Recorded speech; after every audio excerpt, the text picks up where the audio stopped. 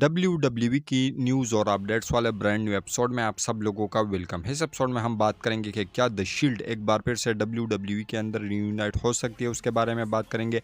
साथ ही में हम बात करेंगे जॉन सीना और कोडी रोड कब और कहां पर एक साथ आने वाले हैं, उसके बारे में भी बात करेंगे। साथ ही में हम बात करेंगे कि पॉल हेमन किस तरीके से टर्न कर सकते हैं रोमन रेंस के ऊपर। साथ ही में पॉल हेमन किसी और बंदे को भी ट्रेंड कर रहे हैं, उसके बारे में बात करेंगे। शिंसुके नाकामुरा WWE को छोड़ सकते हैं, बेकी लिंच के बारे में भी अपडेट्स है और भी अच्छी अच्छी चीज़ें हैं। तो वीडियो काफ़ी इंटरेस्टिंग होने वाली है, एंड तक देखिए। अगर पसंद आए तो वीडियो को लाइक करें, शेयर करें और फर्स्ट टाइम विजिटर चैनल को ज़रूर से सब्सक्राइब करें। तो इंट्रो के बाद विदाउट वेस्टिंग ज़्यादा time let's begin this video.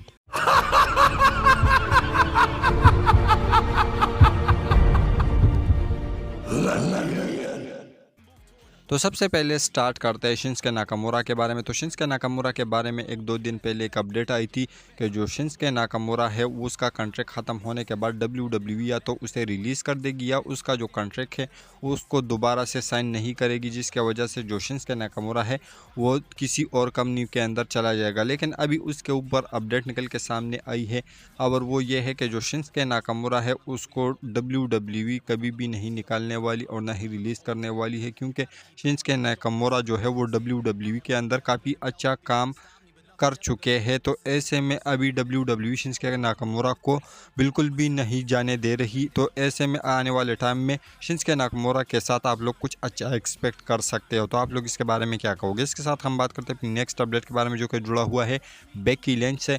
तो बेकी लिंच के बारे में काफ़ी ज़्यादा कन्फ्लिक्टिंग रिपोर्ट्स आ रही है, लेकिन अभी आप लोगों को बताता चलूँ कि उन्होंने WWE के साथ में कॉन्ट्रैक्ट साइन कर लिया है। अब वो कब आएगी कब नहीं आएगी, लेकिन सेथ रॉलिंस इसके बारे में क्या कहते हैं? तो उन्होंने ये कहा कि बेकी लिंच के बारे में जब उससे सवाल पूछा गया तो उन्होंने ये कहा कि जो सेथ रॉलिंस है वो बेकी लिंच है वो दूसरे अपने प्रोजेक्ट्स के अंदर बिजी है, तो इस वजह से वो जब उसको एंड करेगी तो तब ही आप लोगों को WWE के अंदर देखने को मिल जाएगी। लेकिन दूसरी तरफ एक अपडेट निकल के सामने आई है कि अभी भी जो बेकी लिंच है उसका WWE के साथ में कोई कॉन्ट्रैक्ट को कुछ इशू चल रहा है, तो इस वजह से बेकी लिंच को WWE टेलीविज़न के ऊपर नहीं ला रही। लेकिन ये चीज़ बिल्कुल फेक है, और जो दूसरी चीज़ सेथ रॉलिंस ने बताई तो आई थिंक सो कि वो सही हो सकती है। तो आप लोग इसके बारे में क्या कहोगे? इसके साथ हम बात करते हैं अपनी नेक्स्ट अपडेट के बारे में, जो कि जुड़ा हुआ है ब्रॉन ब्रेकर से। तो ब्रॉन ब्रेकर के बारे में आप लोगों को बताता चलूँ कि जो ब्रॉन ब्रेकर है उसको बैक स्टेज में कौन ट्रेंड कर रहा है। तो आप लोगों को बताता चलूँ कि बहुत टाइम पहले मैंने आप लोगों को ये चीज़ बताई थी कि जो पॉल हेमन है वो ब्रॉन ब्रेकर, नाया जैक्स जैसे बड़े बड़े सुपरस्टार को इस समय ट्रेंड कर रहा है। लेकिन अभी एक अपडेट निकल के सामने आई है और ट्रिपल एच ने खुद से कहा है कि जो पॉल हेमन है वो काफ़ी अच्छा खासा टाइम जो है वो स्पेंड कर रहे हैं ब्रॉन ब्रेकर के साथ में, और उसके इन रिंग स्किल्स के ऊपर भी वो काम कर रहे हैं और प्रोमो वर्क के ऊपर भी वो काम कर रहे हैं। तो ऐसे में आने वाले टाइम में के अंदर आप लोगों को ब्रॉन ब्रेकर भी हेमन गायब बनते हुए दिखाई देने वाले हैं। तो आप लोग इसके बारे में क्या कहोगे? इसके साथ हम बात करते हैं अपनी नेक्स्ट अपडेट के बारे में, जो कि जुड़ा हुआ है सेथ रॉलिंस के रिटायरमेंट से। तो सेथ रॉलिंस जो है वो अपने मुख्तलिफ इंटरव्यूज़ के अंदर वो अपने रिटायरमेंट के ऊपर बात करते रहते हैं, लेकिन असल में वो कब रिटायर होने वाले हैं आप लोगों को बताते चलूँ कि अब जो सेथ रॉलिंस की एज है वो तकरीबन 38 या 39 ईयर्स की है। लेकिन उन्होंने ये कहा कि मैं सिंपली जो है 45 ईयर्स तक जो है वो रसल करने वाले, और उसके बाद मैं WWE से कहीं पर भी नहीं जाऊँगा, बल्कि मैं WWE के अंदर बैक स्टेज जो है वो काम करूँगा और आप लोगों को मैं अपनी जो अपीयरेंसेस है वो देता रहूँगा, लेकिन रिंग से मैं रिटायर हो जाऊँगा 45 ईयर्स के अंदर। तो अभी तो जो सेथ रॉलिंस है उसके तकरीबन 6-7 साल बच रहे, तो आप लोगों को 2032-31 के अराउंड जो है वो सेथ रॉलिंस रिटायर होते हुए देखने को मिल सकते हैं। तो यही कुछ सेथ रॉलिंस ने कहा है। तो आप लोग इसके बारे में क्या कहोगे? इसके साथ हम बात करते हैं अपनी नेक्स्ट अपडेट के बारे में, जो कि जुड़ा हुआ है आने वाले मंडे नाइट रॉ और जॉन सीना और कोडी रोड के आमने सामने आने से। तो आप लोगों को बताता चलूँ कि आने वाला जो मंडे नाइट रॉ है वो बेल्जियम से होने वाला है। उसके लिए WWE ने काफ़ी सारी चीज़ें अनाउंस कर ली है पहले से ही। तो सबसे बड़ी जो चीज़ है वो आप लोगों को ये देखने को मिलेगी कि जो कोडी रोड और जॉन सीना है वो सेम अरीना सेम बिल्डिंग के ऊपर होने वाले हैं, और साथ ही में जे ऊसो पेश करने वाले हैं ऑस्टिन थ्योरी को। पता नहीं कि WWE जे ऊसो के साथ क्या करने वाली है।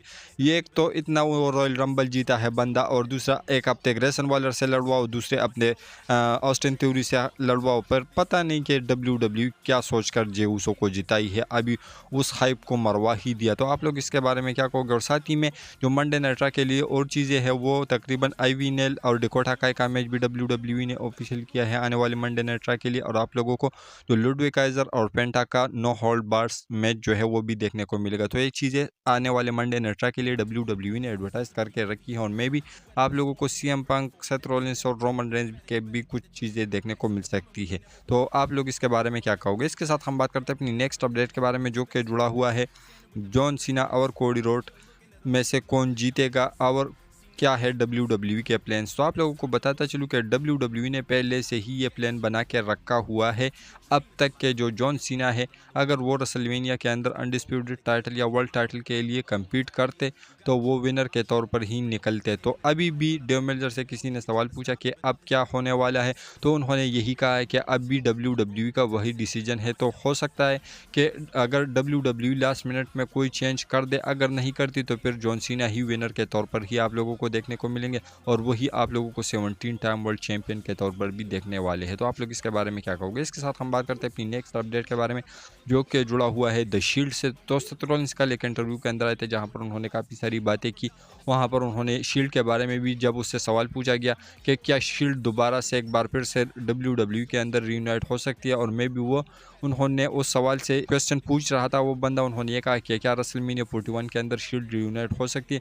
तो सेथ रॉलिंस इस पर हंसते और कहते कि नहीं, इतने जल्दी तो नहीं, लेकिन हो सकता है कि जो मैं और रोमन रेंस है, हम तो WWE से कहीं पर भी नहीं जाने वाले, लेकिन आने वाले टाइम के अंदर जो जॉन मॉक्सली है, अगर उसका माइंड चेंज होता है, वो WWE के अंदर आता है, तो देन आप लोगों को हम तीनों का जो रियूनियन है वो देखने को मिल सकता है आने वाले टाइम में। तो सेथ रॉलिंस हमें बिल्कुल खुल कर होप दे रहे हैं कि जो जॉन मॉक्सली है वो WWE के अंदर एक बार फिर से आने वाले हैं। तो आप लोग इसके बारे में क्या कहोगे? इसके साथ हम बात करते हैं अपनी नेक्स्ट और फाइनल अपडेट के बारे में, जो कि जुड़ा हुआ है रोमन रेंज और पॉल हेमन से। तो आप लोगों को बताता चलूँ कि जो CM Punk, Roman Reigns, Paul Heyman का ये इन तीनों का जो सीन चल रहा है, तो कोई कह रहा है कि क्या होगा, कोई कह रहा है क्या होगा, लेकिन अभी आप लोगों को बताता चलूँ कि अगर जो पॉल हेमन है वो सीएम पंक की साइड में जाते हैं, रोमन रेंस के ऊपर हील टर्न कर लेते हैं, तो ऐसे में वो क्यों जाएंगे, उसका रीज़न क्या होगा? तो आप लोगों को पता होगा कि जो सीएम पंक है वो रोमन रेंस की साइड में आए थे सर्वाइवर सीरीज़ वार गेम्स के अंदर, और वहाँ पर उन्होंने ये कहा था कि मेरा एक पेवर होगा, और वो पेवर अभी तक वो रिवील नहीं हुआ है। तो ऐसे में इस मैच के अंदर तो ये तो बिल्कुल 100% लॉक है कि जो रोमन रेंस, सीएम पंक और सेथ रॉलिंस है, ये तीनों आपस में लड़ने वाले हैं। और साथ ही मैं आप लोगों को ये भी बता दूँ कि ये रेसलमेनिया 41 के नाइट 1 को मेन इवेंट करने वाला है ये मैच। और साथ ही मैं आप लोगों को ये भी बता दूं कि जो पॉल हेमन है वो रोमन रेंस की साइड में है, लेकिन जो सीएम पंक है उसका फेवर आना बाकी है। तो ऐसा हो सकता है कि जो सीएम पंक है वो पॉल हेमन के ऊपर जोर डाले, लेकिन असल में जो चीज़ें निकल के सामने आई है और वो ये है कि जो पॉल हेमन है वो कल जिस तरीके से डर रहे थे रोमन रेंस से, तो वो जो रोमन रेंस है वो रोमन रेंस से यही कहेंगे कि सीएम पंक ने तुम्हारा हेल्प किया था जब तू लड़ रहा था सर्वाइवर सीरीज़ वार गेम्स के अंदर, लेकिन तूने उसके साथ क्या किया, उसके ऊपर अटैक किया।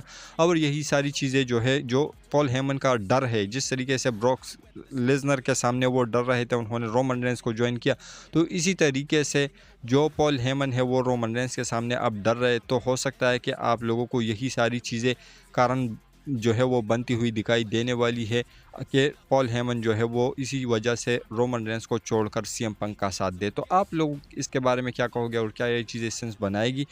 आप लोग इसके रिगार्डिंग अपने नीचे कमेंट सेक्शन में ज़रूर दीजिए। और हमारी जो आज की वीडियो थी यहीं तक की थी, अगर पसंद आए तो लाइक, शेयर और सब्सक्राइब करें, और मज़ीद ऐसे इंटरेस्टिंग वीडियोज़ देखने के लिए चैनल को ज़रूर से सब्सक्राइब करके रखिए। और मिलते हैं अपने नेक्स्ट और इंटरेस्टिंग वीडियो के अंदर। तो until that time, stay healthy and keep watching Russell Catcher.